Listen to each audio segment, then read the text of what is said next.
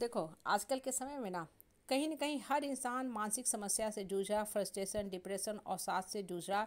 और इन सब के लिए ना हमारा घर का जो माहौल होता है ना, घर के परिवार के लोग होते हैं, कभी कभी माँ बाप ही बच्चे के लाइफ के लिए बहुत भारी संख्या में रिस्पॉन्सिबल हो जाते हैं। देखो सुनो कैसे, आए दिन हम लोग न्यूज़पेपर में, टीवी में, मीडिया में, यहाँ वहाँ सैकड़ों कहानी सुनते रहते हैं, पढ़ते रहते हैं कि अमुक आदमी ने अपना जीवन ख़त्म कर लिया, लटक गए, खा पी के सो गए।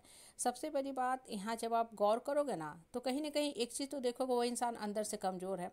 वो तो जाना हो बात है, तभी उसने ऐसा गलत कदम उठाया, नहीं तो ऐसा गलत कदम नहीं उठाएगा। दूसरी बात, घर का जो माहौल होता है, खासकर जो पेरेंट्स होते हैं ना, बहुत भारी जिम्मेवार होते हैं। क्यों? क्योंकि वो हमेशा कंटिन्यूअस अपने बच्चे का दूसरे से कंपैरिजन करते रहते हैं। वो ऐसा किया तो तुमको भी करना चाहिए, उसका रैंक आया तो तुमको भी रैंक आना चाहिए, उसका बच्चा टॉप कॉलेज में टॉप ब्रांच पढ़ रहा है, अब टॉप का पैकेज भी ले लिया तो तुमको भी वो चीज़ करना चाहिए। तो आप क्या कर रहे हो? बार बार बार बार दूसरे के बच्चे के लिए तो अच्छा बोल रहे हो और अपने बच्चे को नीचा दिखा रहे हो। तो अल्टीमेटली इंसान कितना दिन अपमान सहेगा? अपमान ऐसा चीज़ है ना कि इंसान बर्दाश्त नहीं कर पाता, उसको अंदर से ना इतना ज़्यादा खोखला और तोड़ देता है ना कि वो इंसान सोचता है मेरा जीवन ही बेकार है, अब मेरा जीवन ही बेकार है, हमको खा के पी के सो के लटक जाना चाहिए।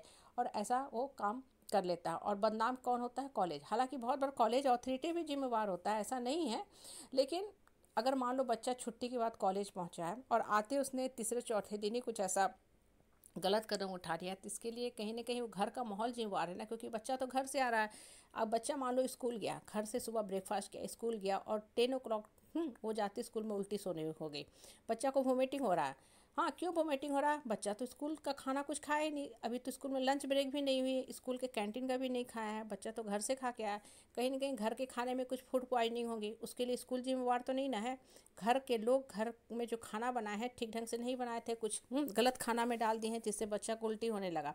कहने का मतलब क्या ना कि छुट्टी के बाद बच्चा आता है, बच्चा को बिल्कुल हेल्दी स्वस्थ फील करना चाहिए। बच्चा आते कॉलेज में सुसाइड करता है, तो इसके लिए कौन जिम्मेवार है? घर का कहीं ना कहीं गलत माहौल जिम्मेवार होता है। और बार बार होता क्या है ना कि एक ही चीज़ बोलोगे कि अरे उसका बच्चा इतना किया, तुम नहीं कुछ कर रहे हो, तो उस इंसान के मन में वास्तव में कुंठा का भावना घर कर देता है।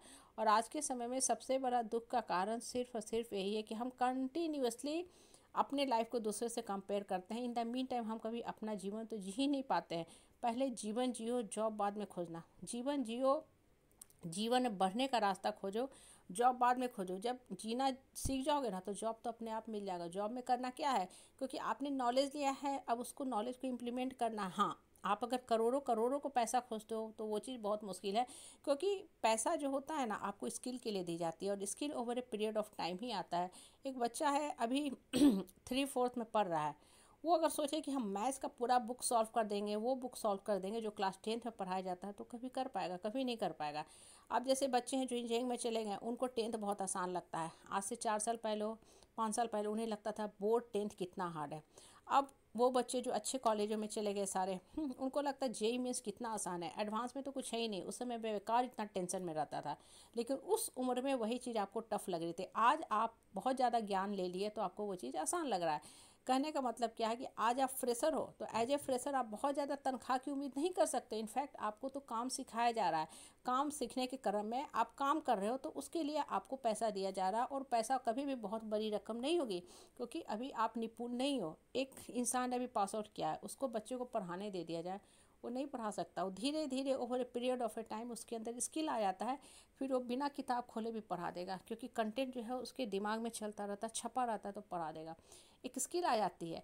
एक स्टूडेंट है जो टॉप कॉलेज से पढ़ के आया है, बहुत अच्छा नंबर लाया, सब लाया, लेकिन फिर भी वो स्कूल में जाते फर्स्ट डे से अपने बच्चों का फेवरेट टीचर नहीं बन सकता है, ना ही उसके अंदर इतनी स्किल होगी कि सब कुछ पढ़ा पाएगा, नहीं पढ़ा सकता।